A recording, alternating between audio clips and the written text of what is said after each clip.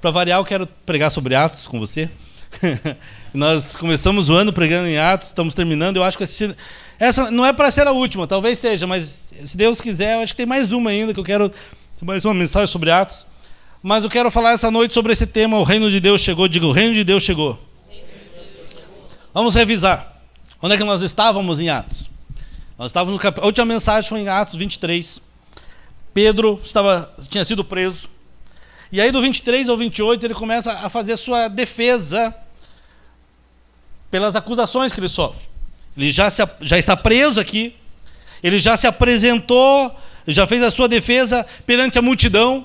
Em um momento ele se defende diante da multidão.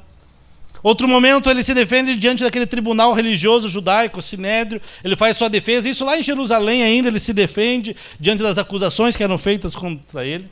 Ele já se defendeu aqui das acusações que eram feitas contra ele diante de dois governadores da Judéia. O primeiro é Festo, depois Félix, muda o governador, e ele faz a sua defesa novamente. Ele é levado para o rei Herodes, e Herodes Agripa, e ele se apresenta diante do rei de Israel e faz a sua defesa daquelas acusações naquele tribunal. E sabendo que havia uma conspiração contra ele, ele percebe que estão querendo matar ele e os caras vão usar de tudo para destruir ele. Ele se vale da cidadania romana. Ele era um judeu, mas nascido em Roma. Ele tinha cidadania, em Roma não, na Cilícia, mas ele tinha cidadania romana.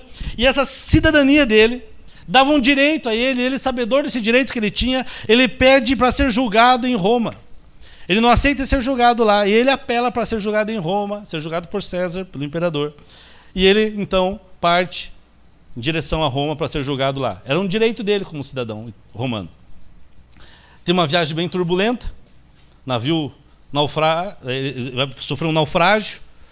Vão parar numa ilha e tal, e tanta coisa acontece. Depois eles partem, depois de 3 meses, na ilha de Malta, se não me engano, e eles partem para Roma. E aí nós chegamos no capítulo 28 de Atos, que é o último capítulo do livro de Atos. Em Atos 28, 16, ele chega em Roma. E quando ele chega em Roma, ele é um prisioneiro, lembra? Ele é um prisioneiro. Mas ele recebe uma permissão para morar em uma casa, uma prisão, vamos dizer assim, prisão domiciliar. Não tem esse pessoal do Lava Jato que tem uns que estão indo para a prisão domiciliar? Né? Nem do Lava Jato, tem aquele da CBF lá, o João Maria Marins, né? Presidente da CBF. Ele, coitado, tem um apartamentinho lá em Nova York, acho que numa das ruas mais famosas do mundo lá, né? De não sei quantos milhões, ele vai ficar lá, né? Na prisão domiciliar dele, né? E aqui Paulo não é o caso desse, mas ele tem o direito, ele consegue o direito de ficar preso numa prisão domiciliar sob a custódia de um soldado por 24 horas. Um soldado estaria cuidando dele, à frente, dentro da casa, tal, cuidando dele, e ele poderia ficar ali preso, mas não encarcerado numa prisão. 3 dias depois, ele chega lá, está em Roma. 3 dias depois disso, ele convoca, envia cartas e avisa aos líderes judeus que estavam na cidade de Roma, porque os judeus tinham se espalhado por todos os lugares, e havia judeus, havia sinagoga em Roma, e ele comunica aos líderes judeus que ele está lá e ele queria conversar com eles. Ele queria fazer uma defesa, porque boatos estavam chegando a esses irmãos, que Paulo tinha aprontado, que Paulo estava indo contra a lei de Moisés, contra a lei de Deus, contra os princípios de Deus, e ele quer contar, se defender diante deles, e chama esses irmãos. Atos capítulo 28, abra sua Bíblia comigo, ou acompanhe no telão, versículo 17. Se falhar aqui, você me socorre lá, que estou achando que está... Não, está indo. Ok. Está meio pequenininha a letra, mas vai. 3 dias depois, ele convocou os líderes dos judeus. Quando estes se reuniram, Paulo lhes disse: meus irmãos, embora eu não tenha feito nada contra o nosso povo, nem contra os costumes dos nossos antepassados, fui preso em Jerusalém e entregue aos romanos. Eles me interrogaram e queriam me soltar, porque eu não era culpado de crime algum que merecesse pena de morte. Lembra? Os romanos julgaram, falaram, não, esse cara não tem nada, vamos soltar. Ele falou, não, agora que vocês bateram, surraram, agora eu quero meus direitos, né? Quero ser julgado lá. Todavia, tendo os judeus feito objeção, fui obrigado a apelar a César. Não, porém, por ter alguma acusação contra o meu próprio povo. Não que eu queria acusar meu povo de algo. Por essa razão, pedi para vê-los e conversar com vocês. Está dizendo, agora por isso eu chamei vocês aqui, para vir na minha casa, essa prisão que eu estou, essa minha casa alugada aqui, para conversar com vocês. Por quê? Por causa da esperança de Israel é que eu estou preso com essas algemas. Eu estou preso aqui por causa da esperança que eu tenho. E eles responderam: nós não recebemos nenhuma carta da Judéia a teu respeito, não sabemos de nada que está acontecendo. Nenhum dos irmãos que vieram de lá relatou ou disse qualquer coisa de mal contra você. Menos mal, né? Não falaram nada dele. No versículo 22, todavia, eles dizem para Paulo: queremos ouvir de sua parte o que você pensa, pois sabemos que por todo lugar há gente falando sobre esta seita. Que seita que era essa? Aqui Deus aceita Jesus, né? Aceita Jesus aí, irmão. Para eles o cristianismo era uma seita, né? E aí eles começam temos ouvido falar desse Jesus, dessa seita aí. Então, fale mais sobre isso. Versículo 23. Assim, combinaram encontrar-se com Paulo em dia determinado, indo em grupo ainda mais numeroso ao lugar onde ele estava. Reuniram os líderes e depois chamaram um monte de gente. Olha, desde a manhã até a tarde, ele lhes deu as explicações e lhe testemunhou do reino de Deus. Testemunhou do quê?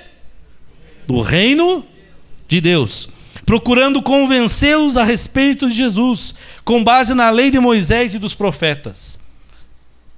E eu esqueci o 24. Alguns foram convencidos pelo que ele dizia, mas outros não creram. É natural, né? Muitos se convencem, outros não. Mas eu tenho uma pergunta para você. Guarde esse texto, nós já voltamos para ele. Na sua opinião, qual é o tema central da Bíblia Sagrada? Muitos discutem sobre isso, muitos falam sobre isso. Qual que é o tema da Bíblia Sagrada? Se eu perguntasse para você qual que é o tema central da Bíblia, o que você ia me responder? A Bíblia fala sobre o quê? A Bíblia fala a respeito do quê? Alternativa A. Fala a respeito de Deus? Fala a respeito... Letra B lá, Thiago, você que está acostumado com o vestibular aí. Fala a respeito de Jesus Cristo? A Bíblia Sagrada, o tema principal dela é a salvação. É Moisés, para quem está vendo a novela. Fala a respeito do céu, do inferno. Não, a Bíblia Sagrada ela fala a respeito do plano de Deus para que ninguém vá para o inferno.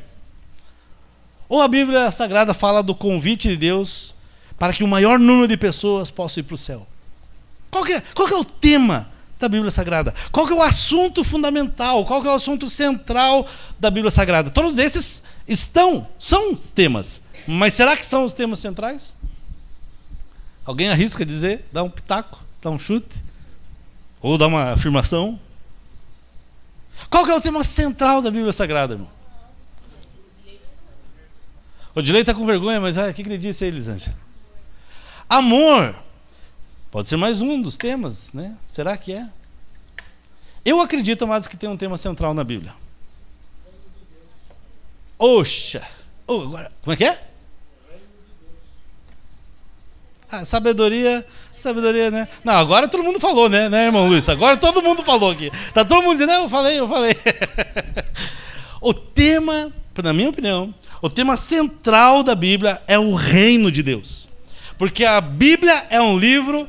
Se ele não sabia, ele foi esperto, pelo menos. Por que o pastor fez eu repetir aquele versículo? Mas qual que é o tema central? Por quê? Porque a Bíblia é um livro que ela fala sobre o reino de Deus. E eu vou te provar isso. E ver como isso é importante para nós. Lá em Hebreus, o autor se a gente levar em consideração o ministério de Jesus, por exemplo. O ministério de Jesus, a vida, a obra de Jesus. O autor de Hebreus, em Hebreus 1:1, diz assim: há muito tempo Deus falou muitas vezes e de várias maneiras aos nossos antepassados por meio dos profetas.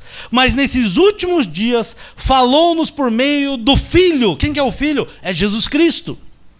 O qual a quem constituiu o herdeiro de todas as coisas e por meio de quem foi feito o universo. Mas isso quer dizer que para nós cristãos, isso quer dizer que a revelação de Deus, a revelação que Deus faz de si mesmo para nós, Deus quer se revelar para nós. A revelação que Deus faz de si mesmo para mim e para você é uma revelação que se completa, que se consuma na pessoa de Jesus. Deus quis se revelar para mim, para você, para a humanidade. O que ele fez? Como que ele se revelou? Em Jesus. A revelação de Deus que Deus faz de si mesmo, para nós, é o próprio Jesus Cristo. Jesus é aquele que escancara, aquele que expressa. A Bíblia diz que ele é expressa, que ele é a exata expressão do seu ser. Jesus é a exata expressão de quem Deus é. Jesus, ele escancara, ele expressa aquilo que Deus tem a dizer ao mundo. E se pensarmos assim, que Jesus é esse que escancara, nós deveríamos então dar muita atenção ao quê? Aquilo que Jesus pregou, aquilo que Jesus anunciou, aquilo que Jesus falou.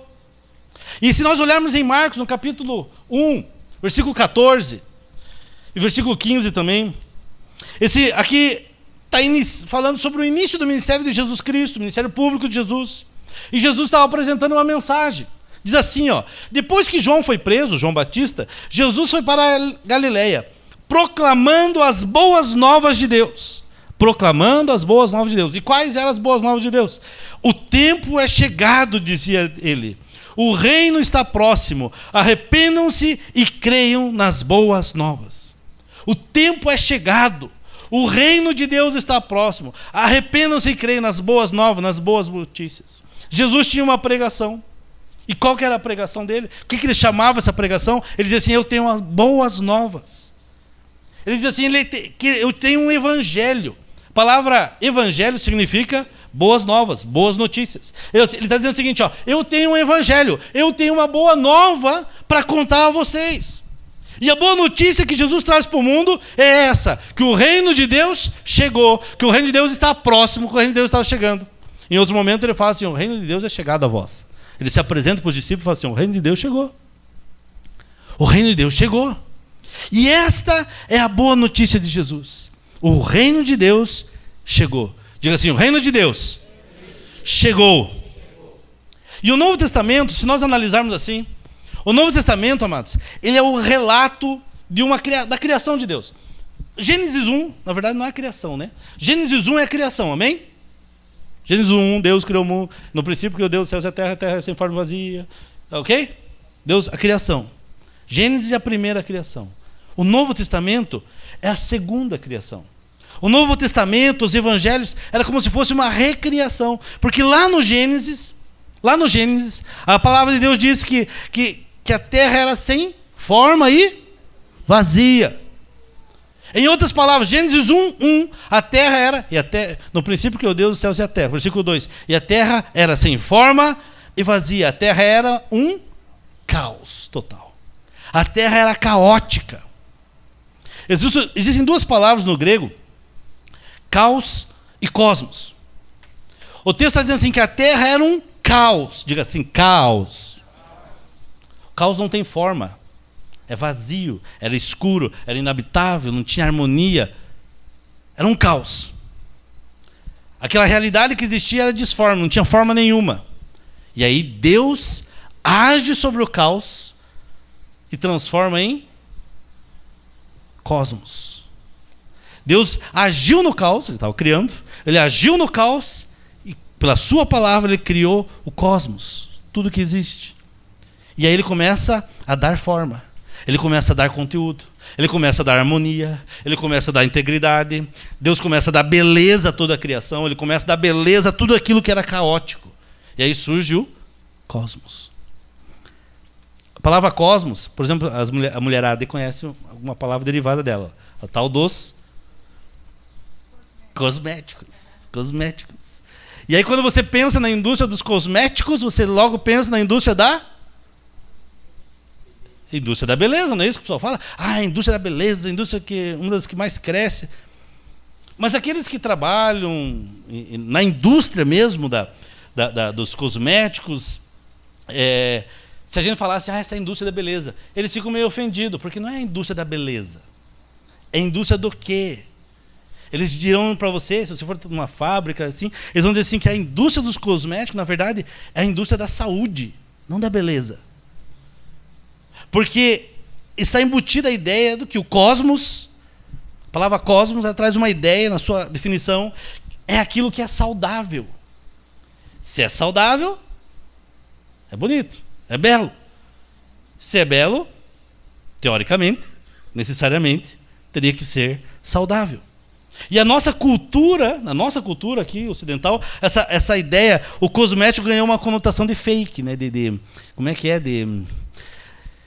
Uma tapeação, né? Tá lá as coisas tudo caídas e passa o negocinho levantado, né?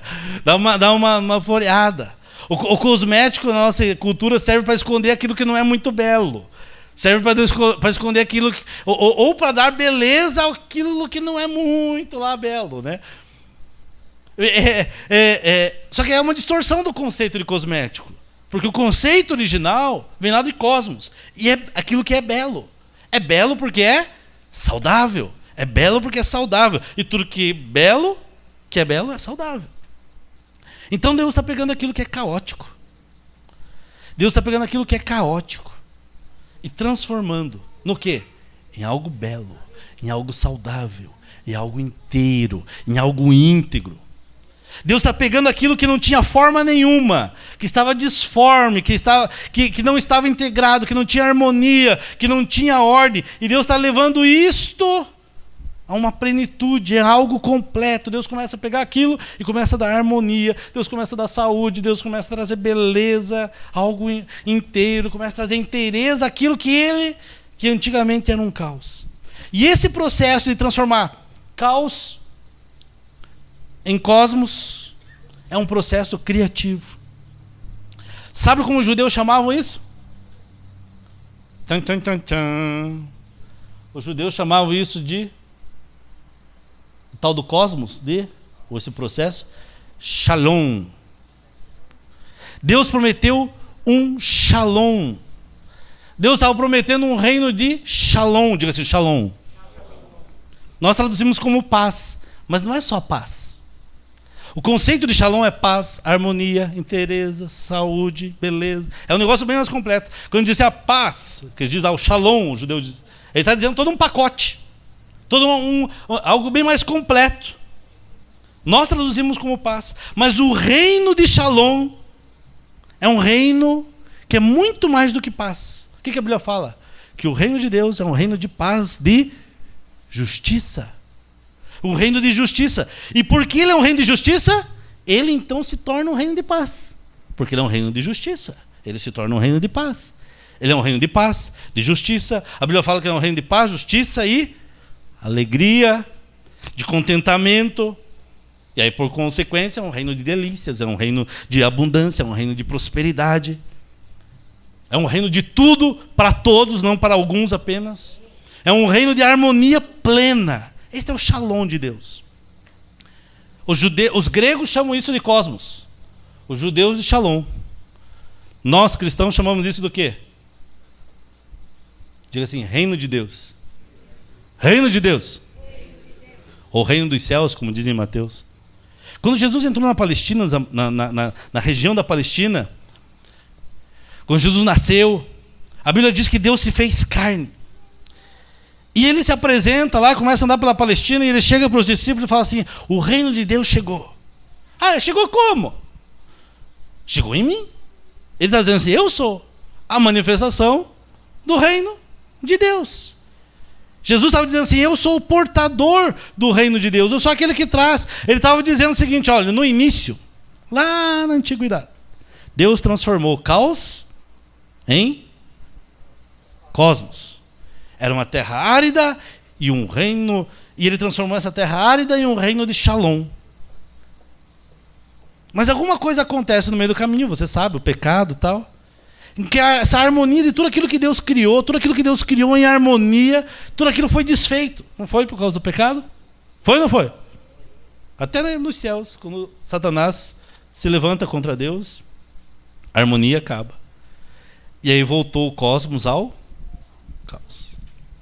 Era um caos, Deus transformou em cosmos, em algo perfeito, harmônico. E aí, por causa do pecado e tantas outras coisas, que você sabe na história aí, o caos volta. E aí Jesus aparece numa segunda criação, que é o Novo Testamento. E ele fala o seguinte, eu estou aqui, novamente, para transformar caos em cosmos. para transformar a terra árida em Shalom, em pegar nações divididas pela guerra e trazê-las ao reino do meu Pai, ao reino de amor do Pai. Essa era a obra dele. Isso que ele dizia. Jesus estava fazendo o quê quando ele vem? Ele está dizendo assim, olha, eu vim para levar toda a criação de meu Pai de volta para casa, de volta para o propósito original. O propósito de Jesus, ele está dizendo o seguinte, aquilo que meu Pai fez é belo. Aquilo que meu Pai fez, Jesus está dizendo, é inteiro. Não está dividido, não está fracionado. Eu vim para trazer ou para devolver a harmonia, aquilo que perdeu a harmonia. Eu vim para restaurar aquilo que estava destruído. Eu vim para redimir, resgatar aquilo que estava perdido. Eu vim para salvar o que se havia perdido. E aí, amados, pensa o seguinte, não é apenas o ser humano. Não é começa com a gente. É o ser humano, mas toda a criação. Ele veio resgatar, transformar o caos em cosmos, mas não apenas na minha e na tua vida, mas em toda a criação. Por isso que quando nós vemos o que está acontecendo hoje no mundo, opa, esse caos todo, nós precisamos da manifestação do reino de Deus, para transformar esse caos num Shalom, no cosmos de Deus, no reino de Deus. Então, Jesus ele não vem apenas para ser apenas para o ser humano, mas ele veio para toda a criação. Alguém já disse, um pregador aí, ele diz assim que Jesus, de certa forma, é um salvador cósmico, porque ele vem salvar todo o cosmos, tudo, resgatar tudo, não apenas indivíduos, mas toda a criação. E ele disse, o reino de Deus é chegado a vós. O reino de Deus chegou. Veja que quando Jesus desenvolve o seu ministério, ele vai demonstrando claramente, dia após dia, lugar por lugar, e está isso nos evangelhos, ele vai demonstrando que o reino de Deus tinha chegado. O que ele faz? Ele cura um doente, ele ressuscita vários doentes, né? Ele cura o doente, ressuscita o morto, ele acalma a tempestade, faz parar de chover, dá visão ao cego de nascença. Ele vai agindo, ele vai interferindo na realidade. Ele vai interferindo na realidade do universo natural que nós temos, ele interfere, ele anda sobre as águas, ele transforma água em vinho, ele multiplica o pão, ele age naquele universo natural, mas Jesus também afeta o nosso interior, o interior das pessoas, com quem ele vai se encontrando no caminho por todo o evangelho. Ele traz perdão para um, ele cura o físico do outro, ele promove a reconciliação de pessoas, reconciliações sociais, ele promove paz para onde ele faz. Então ele interfere na natureza, ele interfere no indivíduo lá dentro, no universo, no cosmos, tanto fora como dentro. Ele exerce autoridade sobre os espíritos maus, ele faz com que eles se calem, ele faz com que os demônios tirem suas garras da criação de Deus. Jesus, numa época que ninguém dava dignidade à mulher, ninguém considerava a mulher como algo de valor, era apenas um objeto para todas as sociedades, Jesus ele dá dignidade à mulher. Ele dá dignidade à criança, mas naquela época não se dava atenção à criança. O Evangelho de Lucas mostra bem isso, que Jesus dava atenção às crianças. Ele dá dignidade ao velho, ele dá dignidade ao estrangeiro, ele dá dignidade ao pobre, ele fala, ame o pobre, cuide do pobre, se preocupe com o pobre. Ele dá dignidade à mulher samaritana, que além de mulher era samaritana, que era um povo que eles não se davam. Ele vem demonstrando que é o quê? Que o reino de Deus chegou. O reino de Deus chegou sobre a terra. As coisas a partir de agora, ele estava dizendo, funcionam diferente. Há um novo reino. E quando ele vai ensinar os discípulos dele a orar, por exemplo. O que ele ensina? Pai nosso que está no céu, santificado seja o teu nome, venha a nós o teu reino. Venha a nós o teu reino. Seja feita a tua vontade assim na terra como no céu. Venha a nós o teu reino. O que ele estava dizendo? Venha fazer a tua vontade. Deus vem fazer com que a tua vontade se realize aqui na terra, como é feita aí nos céus. Amados, o reino de Deus é um ambiente. O reino de Deus é essa dimensão da existência, onde a vontade perfeita de Deus se realiza, onde ela se concretiza, onde ela se torna real. Ele diz assim, olha, o reino de Deus chegou em mim. Na minha pessoa, o reino de Deus chegou a vocês. Através de mim, através. E a partir de agora, vocês vão começar a ver sinais do meu reino, ou deste reino. E Jesus começa a apresentar esses sinais. Quando Jesus morre na cruz, ressuscita, está a ponto de subir aos céus, Atos 1, lembra lá quando a gente estudou Atos 1, começo do ano? ele vai ser assunto aos céus. E ele começa ali e fala com os seus discípulos. O texto fala que ele trouxe provas indiscutíveis de que ele estava vivo, que ele tinha ressuscitado, aparece por mais de 40 dias, por mais de 500 pessoas. E o assunto dele ali, se você olhar em Atos 3, era o reino de Deus. Prega o evangelho do reino. Se a gente for resumir, Jesus inicia o seu ministério falando do reino de Deus. Jesus desenvolve o seu ministério sinalizando, demonstrando o reino de Deus.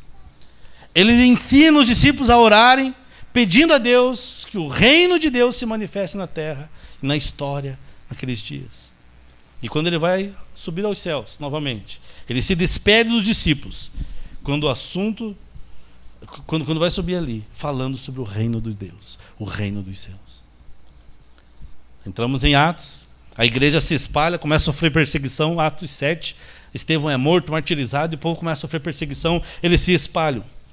Aí, nesse se espalhar, o evangelho chega a Samaria.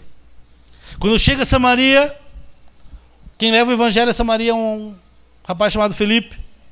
Em Atos capítulo 8, versículo 12, diz assim: fortalecendo, ou melhor dizendo, no entanto, quando Filipe lhes pregou as boas novas do reino de Deus e do nome de Jesus Cristo, creram nele e foram batizados, tanto homens como mulheres. Quando Filipe chega na cidade de Samaria, o que ele prega? As boas novas, as boas notícias, o evangelho do quê? Do reino de Deus. Ele anuncia o reino de Deus. Quando os apóstolos começam a sair para pregar em todo o livro de Atos, qual que era o conteúdo da mensagem deles? Pode observar, leia Atos de volta. Era o reino de Deus. Atos 14, 22, por exemplo, diz assim: fortalecendo os discípulos e encorajando-os a permanecer na fé, dizendo: é necessário que passemos por muitas tribulações para entrarmos no reino de Deus. Paulo diz isso. Depois da primeira viagem missionária dele, Paulo prega em várias cidades. Depois ele prega anunciando as boas novas do reino. Depois ele volta visitando essas cidades onde ele instituiu igrejas, estabeleceu igrejas, onde ele havia visitado na primeira viagem. E o que ele diz para ele para aquelas igrejas, naquelas visitas? Gente, não desanime, não desistam. É difícil, eu sei, é difícil, é muita tribulação, mas vale a pena passar por essas muitas tribulações para que a gente possa entrar, para que nós possamos fazer parte do reino de Deus. Não quer dizer que eu tinha que passar para entrar, mas eu entraria nela passando por tribulações. Faz parte. Esse evangelho que estão por aí afora, aí, desse sucesso, do cara andar de limusine, do cara não sei o quê, do cara enfiar na cabeça do cara que você é próximo. Mas isso é pensamento positivo, isso é positivismo. Alguns vão ter, mas outros vão passar dificuldades. Não queremos. Quem quer passar perrengue aqui? Ninguém quer, né? Mas se passar, que nem diz Paulo, tudo posso naquele que fortalece. Eu posso ter abundância, eu posso não ter nada, mas eu passo firme naquele que eu não vou mudar pela circunstância que eu vivo. É isso que ele está dizendo. Em Atos 19, Paulo vai à cidade de Éfeso. Éfeso, junto com Corinto, com Atenas, era uma das grandes cidades da época, da região ali da Grécia. Era um centro de difusão política, social, econômica e principalmente religioso. E Paulo vai pregar o evangelho ali. O que ele prega? Atos 19, 8. Paulo entrou na sinagoga e ali falou com liberdade durante 3 meses, argumentando convincentemente acerca do reino de Deus. Mas esses homens falavam do reino, por que a gente fala outra coisa? Quando ele se despede da cidade de Éfeso, depois de ficar 3 anos ali, Atos 20 e 25, está lá no porto se despedindo, abraçando todo mundo, se beijando e tal. Ele diz o seguinte: agora sei que nenhum de vocês, entre os quais passei pregando o reino, eu verá novamente as minhas faces. Ele está dizendo assim: eu passei 3 anos aqui, fiquei com vocês. Durante esse tempo, tive um só assunto com vocês praticamente. Ensinei o reino de Deus. Ensinei a vocês a viver dentro do reino de Deus. E aí nós chegamos no capítulo 28. Término do livro de Atos. Capítulo 28. Paulo em Roma, voltando lá para o início, aguardando para ser julgado perante César. Ele chama aqueles líderes para conversar com eles, para fazer a defesa deles. Eles aceitam o convite, vão lá. Depois eles vão em grande número, traz uma multidão para ouvir ele. E eles ficam da manhã até a tarde. E Paulo dá explicações e testemunho a respeito do quê? Assim combinaram encontrar-se com Paulo em dia determinado, indo o grupo ainda mais numeroso em lugar onde eles estavam. Desde a manhã até a tarde ele deu explicações. Ele testemunhou do reino de Deus. Por isso eu acredito que o reino de Deus é o tema central da Bíblia. É o tema central. O tema central, diga assim, o tema central da Bíblia é o reino de Deus. Mas o tema central da Bíblia não é o cristianismo. O tema central da Bíblia não é a igreja. O tema central não é a salvação. Não é o céu, não é o inferno. O tema central da Bíblia não é Deus. Não está ali para provar que Deus existe ou não. O tema central da Bíblia é o reino de Deus. Por onde Jesus passou, ele pregou as boas novas do reino. Por onde os apóstolos passaram, eles pregaram e anunciaram as boas novas do reino. Vejam, diga assim, boas novas. Boas novas, o que é? Boa notícia. A mesma coisa que evangelho, né? Evangelho quer dizer boa notícia. Boas notícias. Talvez as melhores notícias. Talvez as mais extraordinárias notícias. Ele diz assim, olha, eu tenho uma notícia. Paulo está dizendo, e Jesus dizia, Paulo dizia, os apóstolos diziam, eu tenho uma boa notícia para vocês. Ah, quais notícias que você tem? O reino de Deus está aqui. Jesus dizia assim, olha, eu tenho uma boa notícia para vocês. Qual que é essa boa notícia? O reino de Deus está aqui. Paulo, onde ele passava, ele chegava, olha, eu tenho uma boa nova, eu tenho um evangelho, eu tenho uma boa notícia fresquinha para vocês. Qual que é? O reino de Deus está aqui. E agora o mais legal, amados, não era qualquer notícia, era uma boa.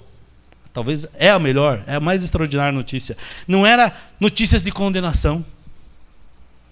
Não era notícias do tipo assim, olha, tem uma boa notícia para você. Qual que é? Você vai para o inferno. Olha, eu tenho uma boa notícia para você. Qual? Você é pecador e precisa se arrepender. Eu tenho uma boa notícia para você. Você está indo para o inferno. Uau. Inferno. Você, mistério, essa foi pesada. Essa gelou a nuca agora. Olha, amados, é uma boa notícia, não é uma má notícia. Olha, você vai... tem uma boa notícia, qual que é? Você vai para o inferno. A menos que você aceite Jesus. Agora, para um pouquinho, não é isso que a gente faz? Quase. Sim, parecido. Nós não, né? Por aí afora. Para mim, isso não é boa notícia, não. É boa notícia para você? Ó, você está indo para o inferno. É boa notícia isso? Dizer que o cara está indo para o inferno? Para alguns, por jeito é, porque vocês ficaram com uma cara... Cara, não é boa notícia. Aí você fala assim, pastor, mas é boa notícia que Jesus quer tirar o cara do inferno. É isso que é, entendeu, pastor? Não, mas aí não é uma notícia. Isso não é uma notícia, isso não é uma boa notícia. Isso é uma advertência. Você está indo para o inferno. Não é errado, mas é uma advertência. Se você não aceitar Jesus, você vai para o inferno. Isso é uma boa notícia? Não, isso é uma advertência. Talvez mais que uma advertência, isso é um apelo, né? É um apelo. A gente não chama isso de apelo? Olha, aceite Jesus como seu Senhor, como seu Salvador. Isso não é uma notícia, isso é um... Vocês estão aí? Estão acordados? Então, isso é um apelo. Aí eu falo assim, olha, aceitar Jesus, só isso? Tem mais alguma coisa ainda? Aí você fala, cara, não, você tem que aceitar Jesus e ir para a minha igreja. Ir para a tua igreja ainda? Ir para a minha igreja. Tem que aceitar Jesus para a minha igreja. Porque tem tanta igreja aí que não está pregando a palavra, que não prega o evangelho direito, que fala bobagem, não sei o que. Você acha que a tua igreja é o máximo, né? Aí tem muita gente pregando heresia por aí. Mas isso não é boa notícia. Isso é um debate, isso é uma proposta, isso é uma conversa, isso é um apelo, é uma advertência, é uma oferta, isso é uma proposta que você pode fazer para alguém, mas não é uma boa notícia. A Bíblia diz que os apóstolos anunciavam as boas notícias do reino de Deus. Paulo chegava em uma cidade e ele dizia assim, eu tenho uma boa notícia para vocês. Qual notícia? O reino de Deus está aqui. Como assim? Fale mais sobre essa notícia, explica melhor isso. Vocês têm um tempinho? Não, nós temos sim, vamos lá. Então senta aí. Agora pense o seguinte, eu ia fazer isso, falei para querer ensinar isso, mas não fiz. O texto fala que ele ficou de manhã até a tarde, explicando e testemunhando sobre o reino de Deus. Eu não sei você, mas às vezes eu leio. A Karina está assistindo lá o Moisés lá. O Moisés Mané fala, nossa, queria ter visto aquilo. A Karina. Não, eu assisto com ela também. Mas esses dias ela falou assim, nossa, eu queria ter visto, eu queria ter estado lá, uma coisa assim. Ela falou. Eu falei, eu não, né? Imagine ver todo aquele negócio lá. Vai que eu sou um dos murmuradores, né? Eu não. Ficou muito bonito, por sinal, né? O que eles fizeram. Tá, mas vamos continuar aqui. Aí eu queria estar lá. Imagina eu lá com Paulo. Vendo Paulo fazendo isso aí e tal, lá com os judeus, lá naquela sinagoga, chamando os caras para ir conversar. Falei, agora sim. Nós tivemos uma reunião, temos tido reuniões dos pastores da igreja, e a semana a gente conversou sobre isso, né? O que trabalhar com o discipulado, o que usar, como nós formarmos as pessoas, como ajudarmos cada irmão da igreja a crescer. A nossa conversa foi basicamente essa, na última quinta-feira, né? E eu gostaria de estar lá, para depois trazer o material para a gente usar na igreja. E aí eu queria estar lá. Olha, gente, chegar quinta-feira que vem, eu tive com o Paulo. Eu peguei a apostila que Paulo está usando. Paulo fez uma apostilinha. Eu ia chegar assim, oi Paulo, me empresta essa apostila para eu pregar nelinho, para eu trabalhar nos discipulados, para eu usar nos grupos familiares lá. E aí eu quero começar a pregar minha mensagem agora. Eita, porque eu tinha que dar esse pano de fundo e se entender do reino. E a gente já olhou o livro de Atos inteiro, conhecendo as epístolas um pouquinho, parado aqui no capítulo 28. Amados, dá para arriscar o que é essa apostila de Paulo. Eu acho que Paulo tinha uma apostilinha. E como alguém um dia já disse, um pastor, disse que eu ouvi um pastor dizendo assim, acho que Paulo devia ter uma apostila e ele devia ter 3 capítulos apenas essa apostila dele. E se eu tivesse lá, eu me perguntar para Paulo, como é que foi a conversa com os homens de Roma aí? Com os judeus aí? O que você ensinou para esses caras em Roma? Que você ficou de manhã até a tarde, falando das boas notícias do reino de Deus, cara, o que você falou? Aí Paulo ia sentar, eu ia trazer uma cadeirinha aqui, sentar aqui, e Paulo ia sentar e me ensinar. Eu creio que a primeira coisa que Paulo ia falar, ele dizia assim, olha, gente, eu ensinei 3 coisas para eles só. O dia inteiro 3 coisas. 3 coisas. O que você falou? Primeiro, eu falei sobre quem é Deus. Esqueci disso. Primeiro eu falei de quem é Deus. Quem é esse Deus que tem o reino? Porque o reino é de Deus. O reino é de Deus. Então, quem é esse Deus? Paulo, e o que você falou, Paulo? Eu falei para eles que esse Deus se revelou na pessoa de Jesus Cristo de Nazaré. Deus se revelou na pessoa de Jesus. E se alguém quiser saber como que é este Deus, tem que olhar para Jesus de Nazaré e vai ver quem é Deus. A Bíblia diz que ninguém viu a Deus no Velho Testamento. Mas no Novo Testamento Jesus fala, quem vê a mim vê o Pai. Quem vê a mim vê o Pai. Na teologia cristã, tem uma afirmação que não é tão extraordinária assim, que diz que Jesus é igual a Deus. Mas o mais extraordinário é o fato de que Deus é igual a Jesus. Ou seja, Jesus é Deus. Não é só Jesus que é igual a Deus, mas para nós cristãos, Deus é igual a Jesus. Deus é Jesus. Amém, amados? Amém ou não amém? Se você quiser conhecer quem é Deus, amados, se você quiser conhecer quem é Deus, que segundo a Bíblia habita em luz inacessível, o Deus que ninguém viu, que só viu a sua glória. Moisés viu a sua glória, não viu ele, só viu a sua glória.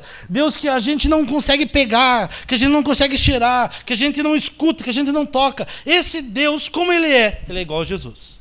Você ouve Jesus, você fala com Jesus, você toca em Jesus. Jesus, é exata expressão do seu ser. Paulo começou assim. E como é esse Deus, Paulo? Esse Deus é diferente de todos os outros deuses que as pessoas criam por aí. Por que ele é diferente? Porque ele veio bebezinho. Ele veio pobre, ele veio fraco. Esse Deus andou em má companhia. Olha Deus andando em má companhia. Só andou no meio de bandido, de guerrilheiro. Se pega os 12 discípulos, gente que não presta. A maioria deles tinha uns ainda que se achavam. Por isso que não se prestavam também. Religioso. O cara está envolvido lá em Lava Jato, cara cheio de não sei o quê. E pegou todo tipo de gente. Só andava em má companhia. Gente que o mundo não gostava, ele gostava. Esse Deus, na linguagem de Paulo, em Filipenses capítulo 2, ele diz assim: ele se esvaziou de si mesmo, ele veio se esvaziando, abriu mão da sua glória, ele abriu mão da sua exuberância, ele abriu mão do seu poder, e ele veio, ele encarnou, ele se fez carne e habitou nessa terra. E se a gente for pensar assim, o melhor adjetivo para esse Deus, ou se a gente pudesse dar uma característica para esse Deus, pudesse adjetivar esse Deus, a melhor palavra não seria poder. Deus é poder. Não, Deus não é poder. O melhor adjetivo para ele é a palavra amor. Esse Deus é amor. Porque na Bíblia Sagrada, Deus tem poder. Tem ou não tem?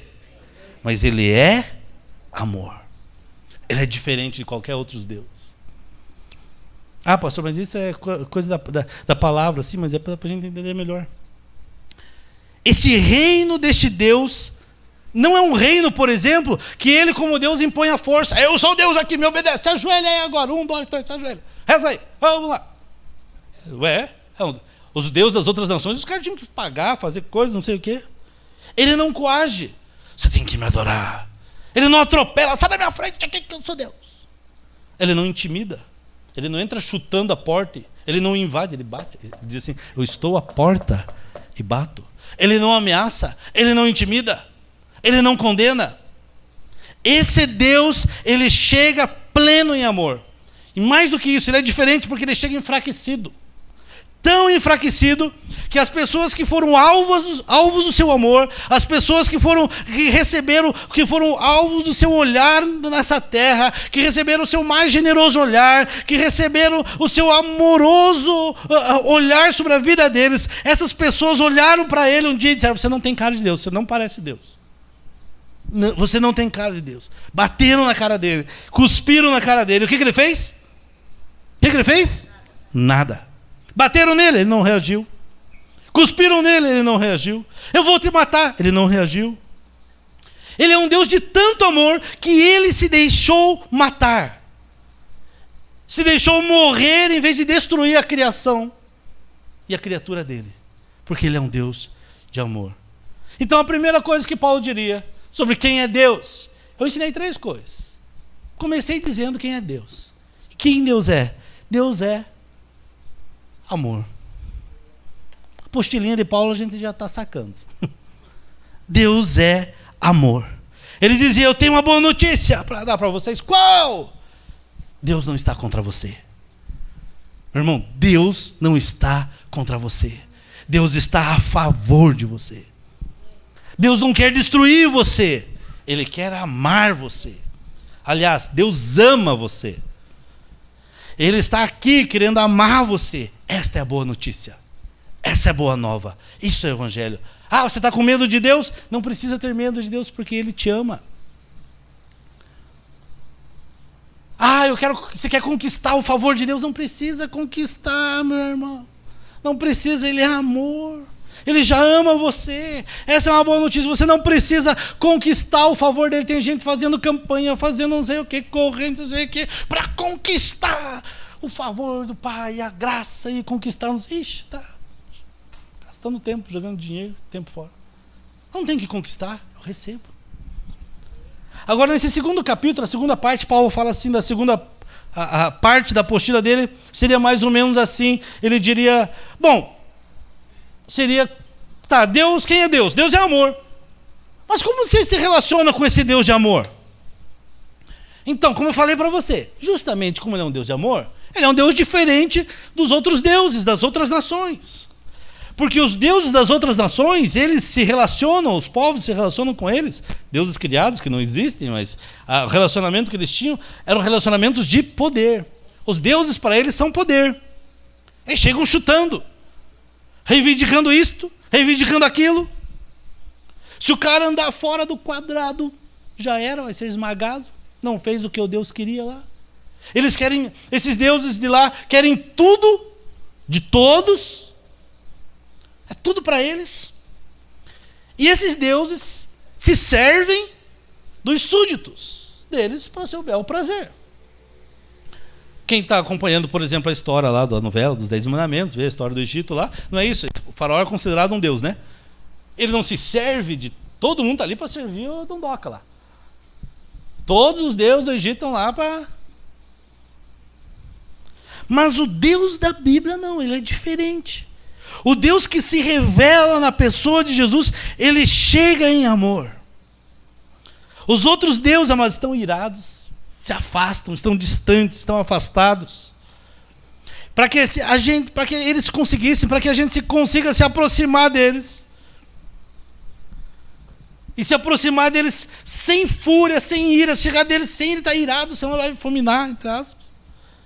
O cara tem que suar. O cara tem que rebolar. O cara tem que subir a escada de joelho para Deus não se zangar. O carinha tem que acender vela para o Deus dele, para o Deus não se irar, para o Deus atender. O cidadão tem que amarrar a fitinha no pulso. O cidadão tem que tomar banhos, não sei do que. O cara tem que pendurar colar, não sei da onde. O cara tem que sacrificar o bicho lá na esquina para apresentar isso a esse Deus. Podemos ir um pouquinho mais. O cara tem que participar da corrente do jejum, senão a coisa não vai dar e vai ficar difícil aproximar. O cara tem que participar da campanha dos 318 para que ele seja aceito. O cara tem que dar dízimo na igreja, senão o devorador vai pegar ele. Nós não somos contra dízimo. Somos a favor, dependemos dele. Mas nós não coagimos ninguém aqui. Ninguém vai mentir para você dizer que se você não der o dízimo, o devorador vai pegar. Isso é mentira. Nós damos porque amamos a Deus. Nós damos porque queremos ver essa obra crescer. Damos porque temos um compromisso com esse reino. Não por interesse. O diabo vai me pegar. Ah, porque se eu não fizer isso, esse Deus vai soltar os gafanhotos em cima da gente. Aí tá perdido o negócio. Amados, quem age assim são os deuses das outras nações. Paulo fala: transformai-vos pela renovação do vosso entendimento. Vocês vêm para Cristo pensando da mesma forma que usavam lá com os outros deuses. Os outros deuses, os outros das outras nações, eles são exigentes, são caprichosos, são melindrosos, não podem fazer nada, que fica magoadinho. Ah, você tem que sacrificar algo para conseguir o favor deles. Ah, meu amigo, minha amiga, você precisa de sacrifício. Sacrifício é uma ova, sacrifício quem fez foi Jesus por mim. Mas eu já ouvi pastor dizer o seguinte para outros pastores: esse povo depende do nosso sacrifício, meu amigo, minha amiga. Então, se o povo dele depende do sacrifício deles, estão perdidos. Mas o dia que vocês dependerem do meu sacrifício, corre daqui. Corre, some de perto de mim. Se você depender do meu sacrifício, nós estamos perdidos, mano. Porque eu estou com vocês no meu barco. Nós dependemos do sacrifício de Jesus. É o sacrifício dele. Agora, o Deus da Bíblia não é assim. Ele é amor. Então, como que a gente se relaciona com ele? Simples, deixando ele amar a gente, amor. Como que eu me relaciono com ele? Deixando ele te amar. Deus é amor, então como eu me relaciono com ele? Deixando ele amar. Mas só isso, não precisa fazer mais nada. Mas Deus, eu preciso fazer alguma coisa. Você só precisa fazer uma coisa: deixar eu amar você. A coisa é tão simples que as pessoas não entendem. Qual é a nossa resposta para isso? Ah, então tá, Deus. Como é que eu me relaciono com você? Deixa eu te amar. Só isso. Então tá, Deus, fica à vontade. Me ame. Me ame, Deus. O Senhor quer me amar, fica à vontade. Deus, eu quero ser amado pelo Senhor. Me ame, Senhor. Eu não preciso fazer mais nada mesmo. Não preciso fazer mais nada. Basta você dizer assim: Deus, eu entendi. Agora, que o Senhor é amor. Então eu quero abrir meu coração para o seu amor ser derramado em mim. Deus, eu quero abrir meu coração. Não sei como é que faz isso, mas vou abrir, vou tentar. Deixar o Senhor me amar. Me abrir para o Senhor. É tudo que eu preciso. Sabe o que é isso, meu irmão? Sabe o que é isso? Eita, minha mulher, essa daí. É graça, gente. Isso é graça. Diga, isso é graça. Oh, Jesus. Já está valendo que está entendendo em casa. Mas o que é a graça? Graça é isso, é essa vontade que Deus tem de amar você sem que você mereça ser amado. Isso é graça, amados. Olha, ninguém não glória a Deus, aleluia. Olha, o Dilei que gosta de barulho aí. Aqui em cima você pede para o povo falar, mas você não fala de baixo, né? Qual que é a graça? Mas é a vontade que Deus tem de amar você sem que você mereça ser amado. Mas nós não merecemos. Mas Deus tem tanta vontade, Deus tem tanto desejo. E Ele te ama tanto. Jesus lindo. Deus quer nos amar, amados. Ele mandou seu Filho justamente por causa disso, para nos amar. Ele queria dizer isso para nós. Ele veio até a terra, se fez homem. Deus se fez homem. Deus se expressou ao homem. Deus se escancarou ao homem na pessoa de Jesus. Só para vir aqui e dizer para você: ó, eu amo você. Eu amo tanto você que eu decidi descer aqui embaixo e dizer isso para você. Eu te amo. Fez algo. Eu te amo. O dele foi diferente, né? Eu te amo. Eu vou falar com mansidão, eu vou falar com brandura, eu vou falar com palavras de amor para vocês. E aí a gente fala: então vem, Deus, ama a gente, ama nós. Vem e ama. Amados, e Deus levanta do seu trono para amar você. E aí Deus está vindo. Você vê a sombra dele chegando. Ele está se aproximando. E aí você fica com medo. Mas não precisa ficar com medo. Por quê? Porque Ele é amor. O perfeito amor lança fora todo medo. Por isso que a Bíblia diz que a vontade dele é boa, perfeita e agradável. E aí quando você diz: Deus, vem me amar, Ele diz: eu vou agora mesmo. Aí eu vou te amar, hein? Eu vou te amar tanto que eu vou mexer em algumas coisinhas aí na tua vida. Te amo tanto que eu vou mexer. Ó, essa coisa aqui não é muito bom você continuar fazendo. Esse outro negócio aqui pode te enrascar. Isso aqui pode ser um vício que pode te prejudicar. E aí porque eu te amo tanto, eu quero mudar algumas coisinhas na tua vida. Aí a gente já fala assim: ai Deus, né, nem precisa amar tanto. Olha lá, Senhor, o que o Senhor vai fazer na minha vida. Por quê? Porque a gente tem medo de Deus. Mas a gente não precisa ter medo.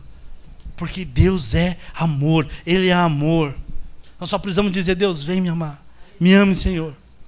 Sério, Paulo, é isso? E o que mais você ensinou para eles, Paulo? Eu ensinei que Deus é amor. Ele ensinou que a gente se relaciona, como que a gente se relaciona com esse Deus de amor. Mas aí ele falou o seguinte: eu falei que Deus é amor, que a gente se relaciona com Ele deixando Ele amar a gente, né? Como me relaciono com Ele? Diga: Deus é amor. Eu me relaciono com Ele, deixando Ele me amar. Em terceiro lugar, quando a gente deixa Ele amar, quando a gente deixa Ele amar a gente, isso muda a nossa vida e vira a nossa vida de cabeça para baixo. Quando deixamos Ele nos amar, nossa vida vira de cabeça para baixo. Porque abrir-se para o amor de Deus vai ter implicação profunda para a nossa vida. A coisa é simples, mas é complicada. Começa do fato que a gente mesmo muda, né? É ou não é? É. Nós éramos apegados a algumas coisas. A gente gostava de algumas coisinhas, de fazer algumas coisinhas. Aí essas coisas começam a perder o seu valor. E a gente começa a mudar por dentro. É como se a gente andasse nas trevas e de repente acendesse uma luz, e aí nós começamos a andar na luz. Aí a gente não consegue mais andar daquele jeito que a gente andava quando andava no escuro, fazendo algumas coisas que não eram. A gente servia alguns deuses que não eram amor, que não eram deuses de amor. Era um monte de coisa, mas não era amor. Servia algum monte de coisa. Aí a gente vivia apavorado. Você não vivia apavorado?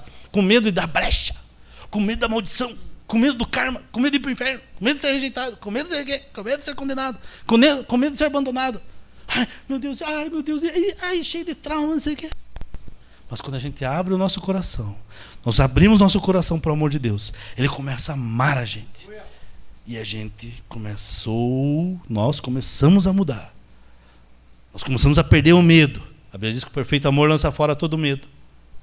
Mais que isso, toda vez que a gente tem que escolher entre alguma coisa e este amor de Deus, a gente quer escolher este amor. Vou repetir, quero que você preste atenção nisso. Você tem tuas dificuldades na tua vida, pessoal. Tuas fraquezas. Teus pecados. E você se depara diante de escolher entre essas coisas, essas práticas, e entre este amor. E você escolhe, nós escolhemos este amor. E você vai entender um pouquinho da filosofia da Elinha agora. Por quê? Você não faz isso, não é porque a igreja está mandando. Eu acho que tem poucas pessoas que, se um dia eu falei alguma coisa, não faça isso, né? Você não deixa de fazer porque a igreja está mandando, nem porque ela está exigindo. mas porque este amor é o que a gente mais quer na vida. E se eu tiver que escolher e deixar algumas coisas que eu praticava, e às vezes nem pecados são. Não precisa ser pecado para eu deixar, às vezes tem que deixar. Aí você estou sentado lá ouvindo Paulo, anotando a apostilinha dele. Daí Paulo fala assim, eu lembrei mais uma coisa, eu contei aquela coisa para eles. Que coisa, Paulo? Não lembro. Eu falei aquilo para eles, que eu considerava tudo como esterco para ganhar a Cristo. Está lá em Filipenses, Colossenses, algum ence lá. Só não está no Fluminense. Aquilo que eu falei, eu falei que eu considerava tudo esterco, tudo que eu cresci, tudo que eu acumulei, tudo que eu estudei, tudo que eu sabia, eu considerava como esterco para ganhar a Cristo. Aí tem mais. Eu contei para eles que o amor de Deus inunda a nossa vida, e aí uma coisa extraordinária começa a acontecer dentro da gente. Sabe o que é? O que é, Paulo? A gente começa a amar os outros. Esse amor dele começa a gente começa a amar os outros. Aí eu fico até com raiva às vezes de amar os outros. Cara, ama tanto que ficava com raiva. Como é que eu vou amar um cara desse? Porque não tem uns que a gente acha que não merece nosso amor? Eu acho que nem acho, nem merece mesmo, né?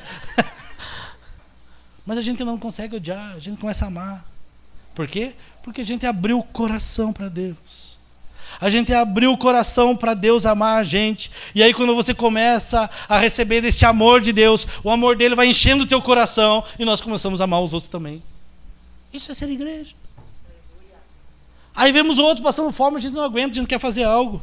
A gente vê alguém chorando, a gente já se preocupa, o que está acontecendo? Você vê alguém passando necessidade, você quer ajudar. Você vê alguém em dificuldade, você quer fazer algo pelo outro. Aí a gente começa a amar mesmo. Amar mesmo, irmão. Não fazer negócio. Deixa eu falar um negócio. Mas você tem roupa lá boa tua. Não cabe mais, vou vender. Não venda, mano. Procura um irmão, alguém querido, alguém que precisa. Não precisa nem ser irmão da igreja. Alguém que precisa, vai lá e dá. Melhor é dar que receber. Me dá angústia, eu vejo os irmãos vendendo coisa na internet. Ai, meu Deus do céu. Fazer que nem rasgar, jogar os panos cinza na cabeça. Mas pastor, eu tô precisando. Mas deixa Deus ser Deus um pouquinho na sua vida. Pega aquilo e dá para alguém para você ver o que Deus vai fazer. Amém. Deixa teu coração ser como o coração de Deus. Mas tem gente que faz negócio, né? A gente não quer fazer negócio, a gente não vai emprestar, não vai fazer transações, a gente não vai usar o outro, não vai se aproveitar do desespero do outro, do sofrimento do outro. A gente quer ajudar, a gente quer abençoar, a gente quer repartir. Daí eu ia ouvir tudo Paulo, e aí eu ia fazer aquela pergunta que você também faria. Tá, Paulo, e eles acreditaram nisso? Eles acreditaram nesse negócio todo aí? Aí Paulo vai falar, o texto está lá. Uns acreditaram, outros não. Uns acharam que não podia ser assim tão fácil. Não, está fácil demais esse negócio. Não pode ser assim, não pode ser assim. É muito fácil. Alguns achavam que era possível que Deus... não era possível que Deus seja amor, só amor. Outros não quiseram abrir o coração para Deus, para que Deus os amasse. Inclusive tem gente tentando me matar ainda. Jonathan, imagina falando com Paulo, né? Ô Jonathan, tem gente que está tentando me matar.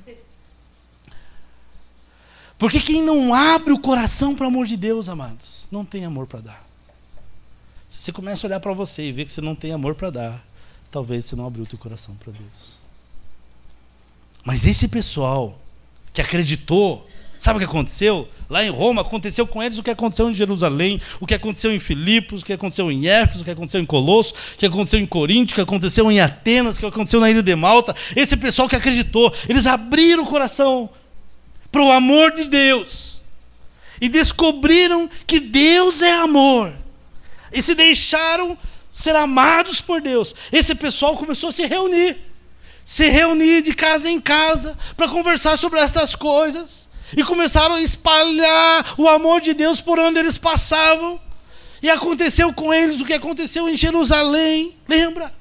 Quando eles abriram o coração para o amor de Deus, eles começaram a viver de uma forma que começaram a ter tudo em comum, repartir o que tinham um com o outro. Eles começaram a viver com alegria de casa em casa, partiam o pão, louvavam a Deus com alegria, com singeleza de coração. Sabe o que acontece, amados? A Bíblia diz que era um povo tão legal, mas tão legal, lá em Atos diz, que eles caíam na graça de toda a cidade. Da mesma forma que foi em Jerusalém, quando eles abriram o coração, para um Deus que é amor, deixaram Deus entrar no coração deles. Eles caíram na graça de todo o povo. Lá em Samaria aconteceu a mesma coisa. A Bíblia diz em Atos 8 que a cidade se encheu de alegria. Aí eu ia perguntar para Paulo: mas Paulo, me diga uma coisa, esse povo não era chato, não? Porque crente geralmente é chato. Pelo menos muitos que eu conheço, não daqui, sabe? Hoje eu vi um negócio na televisão, falei para ele: meu Deus do céu, não estou aguentando mais crente. Vou falar. Não tenho medo para falar com ninguém. Eu vi uma mulher testemunhando na televisão hoje à tarde, num dos programas de auditório. E o jeito de falar, parece, meu Deus do céu, parece que é um ET, parece que é de outro planeta, parece que você quer mostrar que é diferente pelo jeito que você fala. Para com isso. Ora, se eu não fosse crente, eu olhar aquele linguagem dessa mulher, é louca. Bicho chato. Mas pensa o seguinte, eles caíram na graça do povo, o vizinho gostava dele, o vizinho não ficava com louvor lá no último, minha vitória vai ter sabor de mel, quem não me ajudou, agora vai ver, eu andando em Ferrari. Por favor, o povo era legal. Você já foi em algum lugar, vocês não, vocês já. Vocês foram em algum lugar, sim, você chegou lá e se disse no seu trabalho novo, você foi trabalhar novo, você é crente, daí os caras, eles lembram de um cara que trabalhou antes lá, que era crente, que era chato, que veio trabalhar, ficava pregando, que não sei o quê, quer dizer que isso é pecado, isso é pecado, isso é pecado, aí daqui a pouco aprontou, não pagava os outros, eita! Chato! E aqui diz que eles, não, aí Paulo fala assim, não era chato, era impressionante, o povo não era chato. Aí eu falava assim, Paulo, a minha mulher queria estar lá com Moisés, mas eu queria estar aqui. Eu queria participar disso, Paulo. Sabe o que Paulo ia falar para mim? O que Paulo ia falar para mim? Se quer, então tem 3 coisas. Deus é amor, você se relaciona com Ele em amor, e quando Ele entrar na tua vida vai virar de cabeça para baixo. E você vai começar a ser uma pessoa diferente. Você vai aprender a amar. Deus vai começar a trabalhar na sua vida. E sobre a sua vida poderá se dizer: o reino de Deus chegou.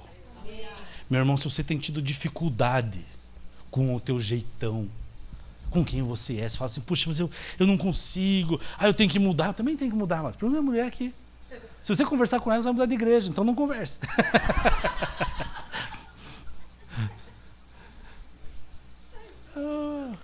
Amado, sou difícil. Só a carcaça que é boa. Você achou. Amados, entenda, Deus é amor.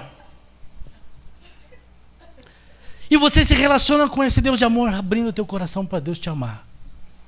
Aí você pode fazer um esforço. Agora eu vou ser um marido melhor. Eu também, faz 15 anos que eu faço esse esforço. Aí, vamos lá ser um marido melhor. Se você for na tua, amado, você vai se perder no meio do caminho, daqui a pouco você vai esquecer. Deixa eu ver esse jogo, mulher, para de falar.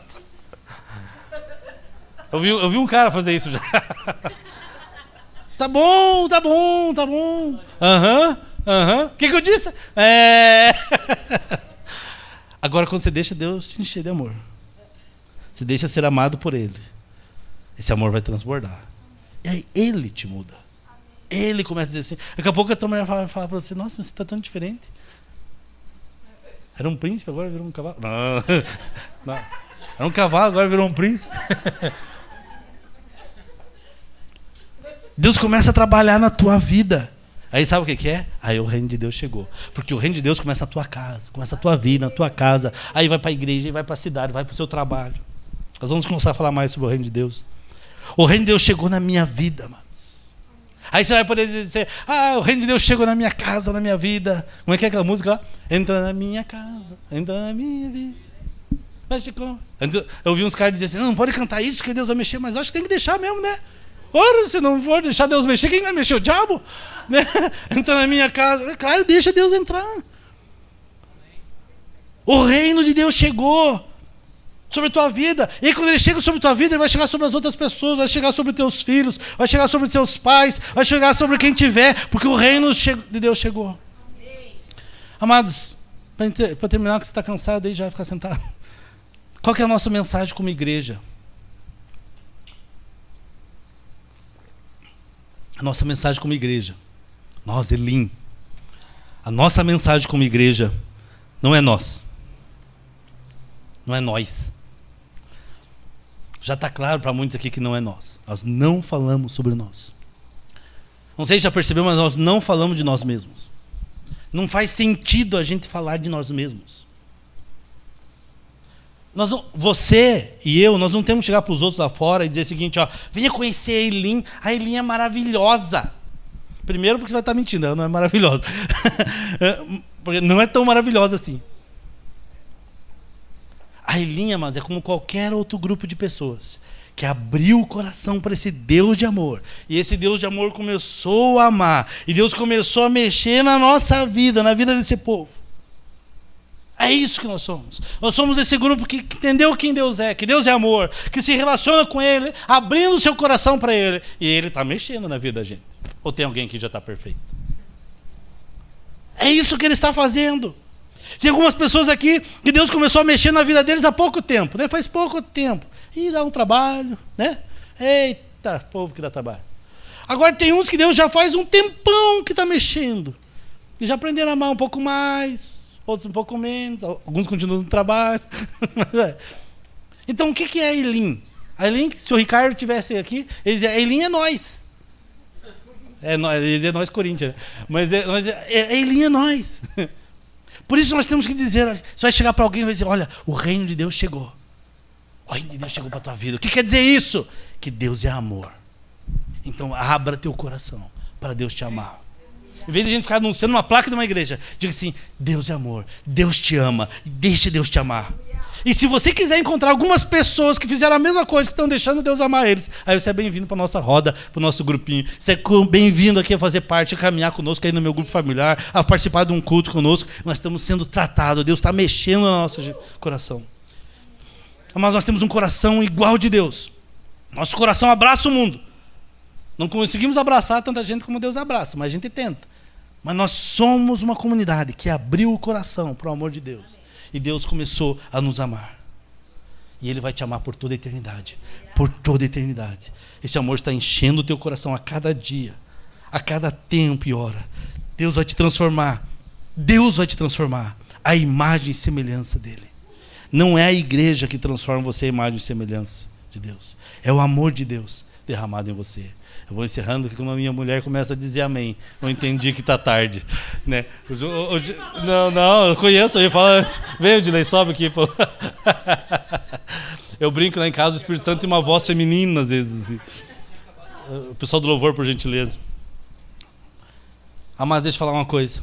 Não é a igreja que vai transformar você em imagem e semelhança de Deus. Amém? Não é a igreja. É o amor de Deus derramado em você que vai transformar você à imagem e semelhança do Senhor. Não é a apostila do discipulado de Paulo. É o amor de Deus derramado em você. Vamos ficar em pé.